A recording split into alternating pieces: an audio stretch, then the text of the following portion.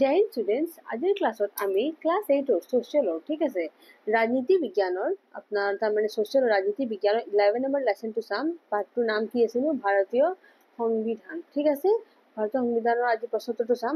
ইয়াতে আপোনালোকে জানিবলৈ বহুত কিবা কি বস্তু আছে, যেনেকৈ আপোনাৰ কি বুলি কয় সংবিধান আপোনাৰ এইটো চাওকচোন। ভাৰতীয় সংবিধান যে আছে, ইয়াৰে আপোনাৰ ভাৰতীয় সংবিধানৰ ঐতিহাসিক পটভূমি আছে হা, কেনেকৈ কি হৈছিল নহয়, যেনেকৈ আপোনাৰ কোনটো চনত আপোনাৰ ভাৰত পৰিষদ আইন তাৰমানে ইণ্ডিয়ান কাউন্সিল এক্টটো গ্ৰহণ কৰা হৈছিল, কোনটো চনত আপোনাৰ ভাৰত পৰিষদ আইন মানে কি বুলি কয় আপোনাৰ প্ৰক্ৰিয়াটো প্ৰৱৰ্তন কৰা হৈছিল হা।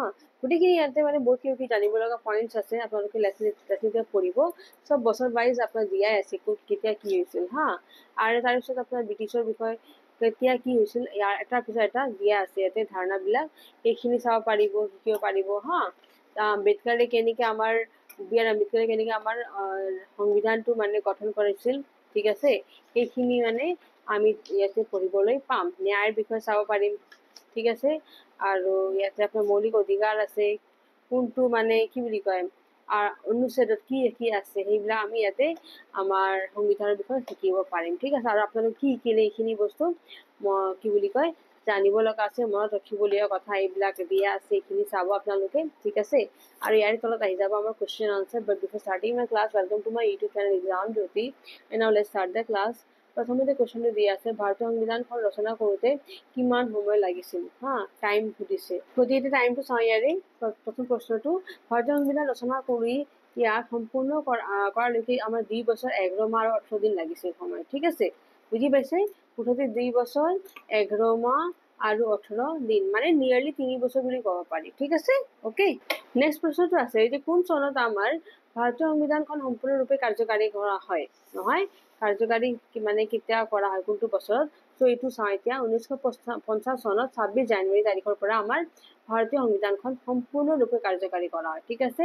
সেই গতিকে আমি সেইদিনা গণতান্ত্ৰিক দিৱস হিচাপে পালন কৰোঁ, 26 জানুৱাৰী। অ'কে, নেক্সট আছে আমাৰ কুৱেশ্যনটো, কেতিয়াৰ পৰা ভাৰতত আপোনাৰ সদস্য নিৰ্বাচন প্ৰক্ৰিয়া আৰম্ভণি হয় হা।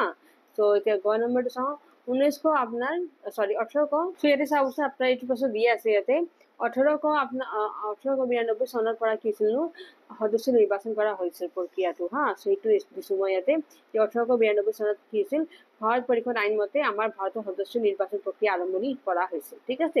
নেক্সট ঘনৰ প্ৰশ্নটো আছে যে আপোনাৰ 1935 চনৰ পৰা ভাৰত চৰকাৰ আইনৰ কি ব্যৱস্থা প্ৰৱৰ্তন কৰা হৈছিল হা। চ' 1935 চনত আপোনাৰ কি হৈছিল ভাৰত চৰকাৰ আইনত ভাৰতবৰ্ষত পোন প্ৰথমবাৰৰ বাবে স্বায়ত্ত শাসন আৰু যুক্তৰাষ্ট্ৰীয় শাসনটো কি কৰা হৈছিল, ব্যৱস্থা হিচাপে প্ৰৱৰ্তন কৰা হৈছিল, ঠিক আছে। নেক্সট আপোনাৰ আছে 9 নম্বৰটো যে সংবিধান সভাৰ খচৰা কমিটিখন কেতিয়া গঠন কৰা হৈছিল নহয়। চ' আপোনাৰ এইটো আনচাৰ মই অলপ আগতে এইটো বস্তু কৈছিলোঁ, মোৰ মানে এনেকুৱা মনত পৰি আছে। চ' সংবিধান সভাৰ খচৰা কমিটিখন আপোনাৰ 1944 চনত আপোনাৰ 29 আগষ্ট তাৰিখত কি হৈছিল, ডক্টৰ ভীমৰাও আম্বেদকাৰত হা, এইটো বেলেগকে দিব হা, তাৰিখে ডক্টৰ ভীমৰাও আম্বেদকাৰৰ সভাপতিত্ব গঠন কৰা হৈছিল, ঠিক আছে।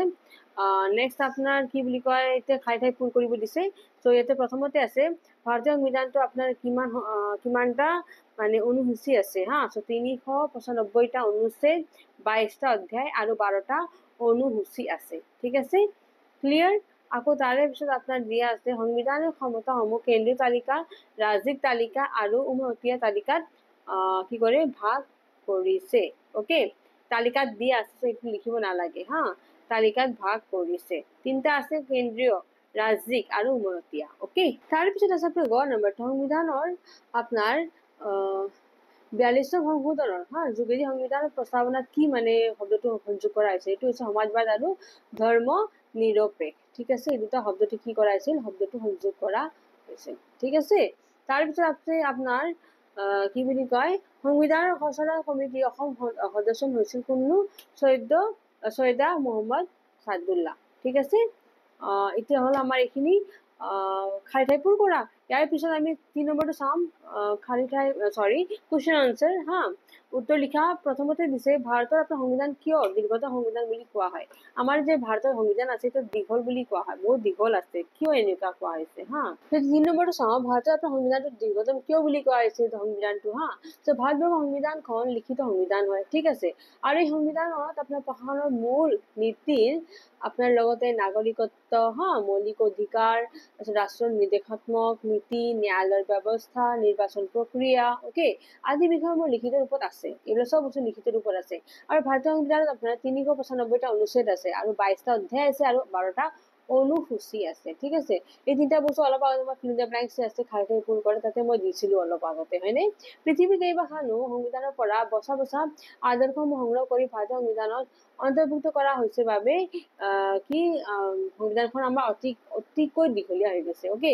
আৰু সংবিধানখন দীঘলীয়া হোৱাৰ বাবে কি হৈছেনো হোৱাৰ বাবে হা দীৰ্ঘতম সংবিধান বুলি কোৱা হয়, বুজি পাইছে। মানে বেলেগ বেলেগ দেশৰ পৰাও কি কৈছে কেইটামান বস্তু সংযোগ কৰা হৈছে হা, বা আপোনাৰ কি বুলি কয় যেনেকে বস্তুটো ক'ৰবাত মই সেইটো বস্তু ভাল পালো, সেইটো বস্তু তাৰে মই কি কৰিলো পিছত সংশোধন কৰি পেলাই নিজৰ মানে ভাৰতৰ সংবিধানত সোমাই দিলো। সেনে কৰি কৰি কৰি বস্তুটো দীঘলা হৈ গৈছে অকে, গতিকে দীঘলীয়া বুলি কয় হা, দীঘলীয়া সংবিধান বুলি কোৱা হয়।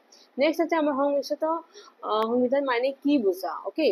এতিয়া 2 নম্বৰটো চাওঁ, যি সংবিধান নমনীয় আৰু অনমনীয় সংবিধান সংমিশ্ৰণ হা, তেনে সংবিধানে হৈছে সংমিশ্ৰিত সংবিধান অকে। ভাৰতীয় তাৰমানে কি আছে নমনীয় আৰু অনমনীয় দুটা সংবিধান কি হৈছেনো মিশ্ৰণ কৰা গৈছে, এই গতিকে সংমিশ্ৰিত সংবিধান বুলি কোৱা হয় অকে। ভাৰতীয় সংবিধানৰ কিছুমান বিষয় সহজে সংশোধন কৰিব পাৰি আৰু কিছুমান বিষয় সংশোধন কৰোঁতে বহু জটিলতাৰ সৃষ্টি হয়। তাৰমানে কেইটামান বস্তু আমি ধুনীয়াকে কি বুলি কয় সংশোধন কৰিব পাৰি আৰামছে, কেইটামান নোৱাৰি অকে। ভাৰতীয় সংবিধানৰ মতে নতুন ৰাজ্য গঠন কৰা হা, ৰাজ্যৰ সীমা নিৰ্ধাৰণ কৰা আদি বিষয়সমূহ সহজে সংশোধন কৰিব পাৰি আৰু তাৰ বাবে নমনীয় সংবিধান, বুজি পাইছে কথাটো। তাৰমানে ৰাজ্য যে গঠন আৰামছে আমাৰ ইয়াতে গঠন হৈ যায় বা সীমাটো চোৱা যায়, নিৰ্ধাৰণ কৰা হয়, সেইবিলাক নমনীয় মানে সেইবিলাক নমনীয় কৰি যায় আৰামছে সংশোধন কৰিব পাৰি হা। আনহাতে কিছু গুৰুত্বপূৰ্ণ বিষয় যেনে ৰাষ্ট্ৰপতি নিৰ্বাচন পদ্ধতি, কেন্দ্ৰ আৰু ৰাজ্যৰ মাজত ক্ষমতাৰ বিভাজন, উচ্চ ন্যায়ালয়ৰ বিষয়বস্তু সহজে সংশোধন কৰিব নোৱাৰি হা, তাৰ বাবে কি হৈ যায় ই অনমনীয় সংবিধান হৈ যায়, বুজি পাইছে। এইবিলাকত সংশোধন সোনকালে মানে কৰিব নোৱাৰি হা।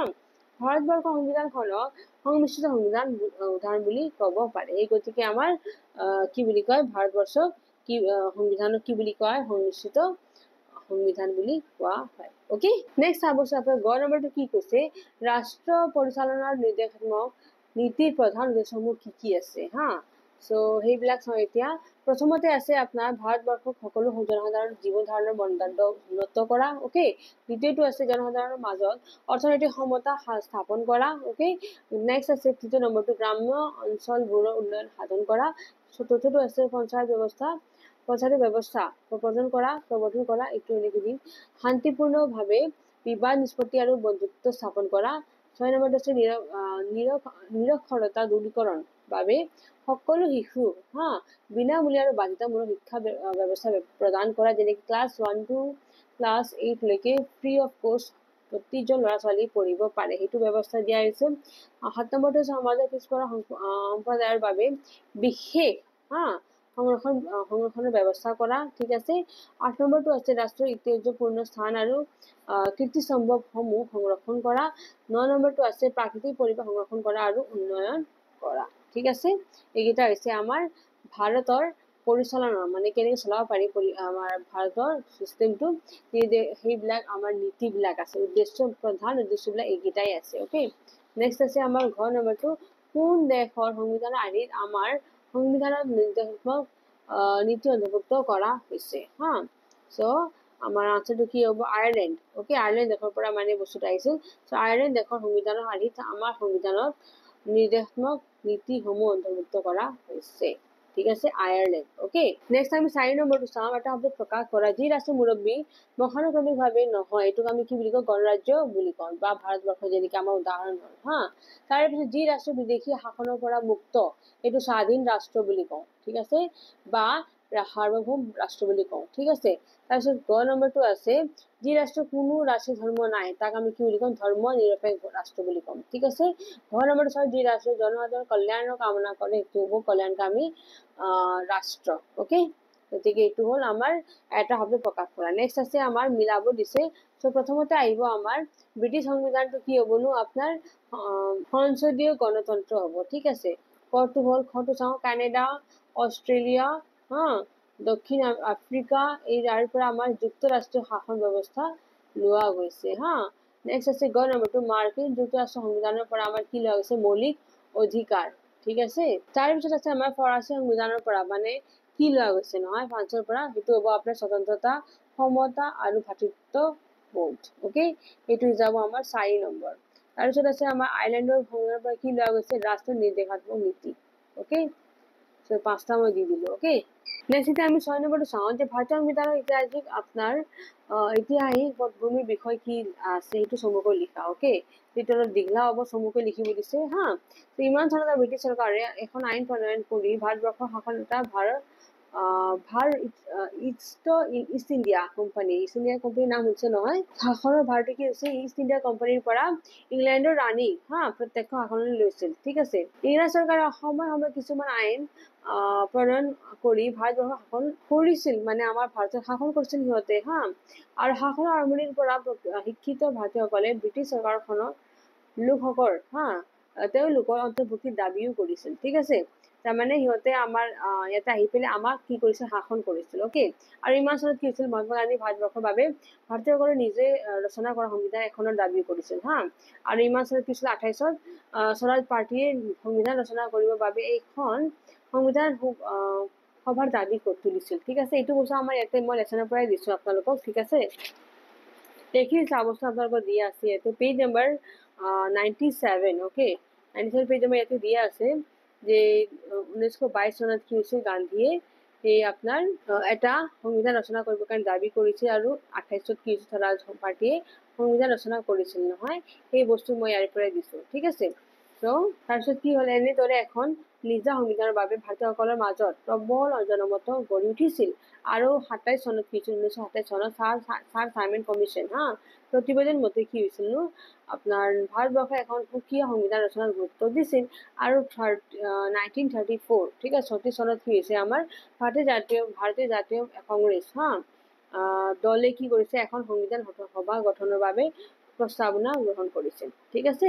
আৰু 35 চনত কি হৈছে, আকৌ গ্ৰহণ কৰা চৰকাৰৰ আইনখনৰ ভাৰতীয় সংবিধানিক ইতিহাস অতি গুৰুত্বপূৰ্ণ বুলি বিবেচিত হৈছিল আৰু ইংৰাজসকলে কি কৰিছিল, 1940 চনত কি কৰিছে, আগষ্টৰ প্ৰস্তাৱৰ জৰিয়তে ভাৰতবৰ্ষৰ এক সুকীয়া সংবিধানৰ দাবী মানি লৈছিল আৰু কি হৈছিল, তাৰপিছত ইমান চনত কি হৈছিল, কেবিনেটৰ মিছনে ভাৰতৰ বাবে এক সুকীয়া সংবিধান ৰচনা কৰিবলৈ প্ৰস্তাৱ আগবঢ়াইছিল আৰু এই প্ৰস্তাৱ অনুসৰি ভাৰতীয় সংবিধান সভা গঠিত হয় আৰু ডক্টৰ আম্বেদকাৰ যে আছিল ডক্টৰ ভীমৰাও আম্বেদকাৰ তেওঁ সভাপতি ৰূপে কি হৈছিল, নিৰ্বাচিত কৰা হৈছিল। এনেদৰে ভাৰতীয় সংবিধানখন ৰচনা কৰি কাৰ্যকাৰী কৰা হয় আৰু 1950 চনত 26 জানুৱাৰীৰ পৰা ভাৰতীয় সংবিধানৰ সম্পূৰ্ণৰূপে কাৰ্যকাৰী কৰা হৈছে, ঠিকে আছে। সেই গতিকে আমি এই তাৰিখে কি আমি চেলিব্ৰেট কৰোঁ, 26 জানুৱাৰী আপোনাৰ গণতন্ত্ৰ দিৱস হিচাপে পালন কৰোঁ, ঠিক আছে। নেক্সট আমি 7 নম্বৰটো চাম, সংবিধান প্ৰণয়নত আমাৰ অসমৰ ভূমিকা কি আছিল। আমাৰ অসমৰতো কিবা এটা ভূমিকা আছিল না, এতিয়া সেইটো বিষয়ে চাম, ঠিক আছে। ভাৰতবৰ্ষৰ সংবিধান প্ৰণয়ন কৰাত অসমৰ গুৰুত্বপূৰ্ণ ভূমিকা আছিল। অসমৰ শ্বহীদ মহম্মদ ছাইদুল্লাহ, গোপীনাথ বৰদলৈ, ধৰণীধৰ আপোনাৰ কি নাম বসুমতাৰী তাৰপিছত ৰেভাৰেণ্ড JM নিকোলছ নিকোলছ ৰয় আৰু তাৰপিছত নিবাৰণ চন্দ্ৰ লংকৰ সিহঁতৰ নামবিলাক বহুত হেৰি আছে, কুলধৰ চলিহা, তাৰপিছত ৰোহিণী কুমাৰ চৌধুৰী, আব্দুল ৰব আদি লোকে কি কৰিছিল, বিশেষভাৱে অংশগ্ৰহণ কৰিছিল আৰু সংবিধান সভাৰ খচৰা সমিতিৰ সদস্য আছিল কিনো ছৈয়দ মহম্মদ ছাইদুল্লাহ গোপীনাথ বৰদলৈদেৱে অসমৰ অনুসূচিত জাতি, জনজাতি আৰু পাৰ্বত্য জনজাতিৰ স্বাৰ্থ ৰক্ষাৰ্থে গঠিত সংখ্যালঘু উপদেষ্টা সমিতিৰ সভাপতি পদত কি কৰিছিল, কাৰ্যভাৰ গ্ৰহণ কৰিছিল আৰু ভাৰতীয় সংবিধানত 6ষ্ঠ অনুসূচীৰ অন্তৰ্ভুক্তিও উত্তৰ পূব ভাৰতৰ পৰ্বতীয়া আৰু জনজাতীয় অঞ্চলসমূহৰ বাবে স্বায়ত্ত শাসনৰ ব্যৱস্থা কৰিছিল নহয়। ভাৰতীয় সংবিধান ৰচনাত ওপৰত উল্লিখিত বৰেণ্য ব্যক্তিসকলে যথেষ্ট সবল আৰু গঠনমূলক ভূমিকাও পালন কৰিছিল ঠিক আছে নেক্সট আমি চাম 8 নম্বৰটো যে ভাৰতীয় সংবিধানৰ প্ৰস্তাৱনাত থকা মূল আদৰ্শসমূহ বৰ্ণনা কৰা ওকে নেক্সট এতিয়া আমি 9 নম্বৰটো চাম চমু টোকা লিখিব দিছে হয়নে সৰি ইয়াৰে আমাৰ যে আছে 8 নম্বৰটো এইখিনি আমাৰ অলপ বাকি আছে হা এইখিনিতে আমাৰ হোৱা নাই 8 নম্বৰটো ফাৰ্ষ্ট চাই লওঁ যে ভাৰতীয় সংবিধানৰ প্ৰস্তাৱনাত থকা মূল আদৰ্শসমূহ বৰ্ণনা কৰা হা সো এইখিনি চাওঁ ভাৰতীয় সংবিধানৰ এইটো বস্তু অলপ দীঘলা হ'ব ঠিক আছে গতিকে ভালকে চাব ভাৰতীয় সংবিধানৰ প্ৰস্তাৱনাত থকা মূল আদৰ্শসমূহ হৈছে ন্যায় স্বাধীনতা সমতা আৰু ভাতৃত্ববোধ সংবিধানৰ এই মহান আদৰ্শসমূহ ঘোষণা কৰা মূলতে হৈছে দেশত যাতে নাগৰিকৰ অধিকাৰসমূহ প্ৰতিষ্ঠিত হয় হা ন্যায় বুলি কওঁতে আমাৰ নাগৰিকসকলৰ সামাজিক ৰাজনৈতিক আৰু অৰ্থনৈতিক ন্যায়ৰ কথা কোৱা হৈছে সামাজিক ন্যায় ভাৰতৰ সকলো লোকে হা যাতে সম অধিকাৰ ভোগ কৰিব পাৰে তাৰে কাৰণে এক মৰ্যাদাপূৰ্ণ জীৱন যাপন কৰিব পাৰে তাকে বুজাইছে ঠিক আছে ৰাজনৈতিক ন্যায় ভাৰতবৰ্ষৰ সকলো নাগৰিকে সমানভাৱে ৰাজনৈতিক অধিকাৰ ভোগ কৰিব পৰাটো বুজাইছে অৰ্থনৈতিক ন্যায় আপোনাৰ সমাজত থকা অৰ্থনৈতিক অসমতা দূৰ কৰাৰ কথাটো বুজাইছে ঠিক আছে স্বাধীনতাৰ ভাৰতীয় নাগৰিকসকলৰ চিন্তা মত প্ৰকাশ বিশ্বাস ধৰ্ম আৰু উপাসনাৰ ক্ষেত্ৰত আশ্বাস প্ৰদান কৰিছে ভাৰতীয় নাগৰিকসকলক আপোনাৰ স্বাধীনভাৱে চিন্তা চৰ্চা কৰিব পৰা নিজৰ ইচ্ছা অনুসৰি ধৰ্ম গ্ৰহণ কৰা নহয় বিভিন্ন সমস্যাৰ ওপৰত নিজৰ মতামত প্ৰকাশ কৰিব পৰা স্বাধীনতাক বুজাইছে ঠিক আছে সমতা আদৰ্শৰ জৰিয়তে জনসাধাৰণ যাতে সকলো ধৰণৰ সুযোগ সুবিধা জাতি ধৰ্ম বৰ্ণ নিৰ্বিশেষে ভোগ কৰিব পাৰে তাকে সূচাইছে হা ভাৰতৰ আইন ঠিক আছে ভাৰত আইনৰ চকুত সকলো সমান আৰু আইনে সকলো লোককে সমানে ৰক্ষণাবেক্ষণ দিয়াৰ ব্যৱস্থা সংবিধানত আছে ঠিক আছে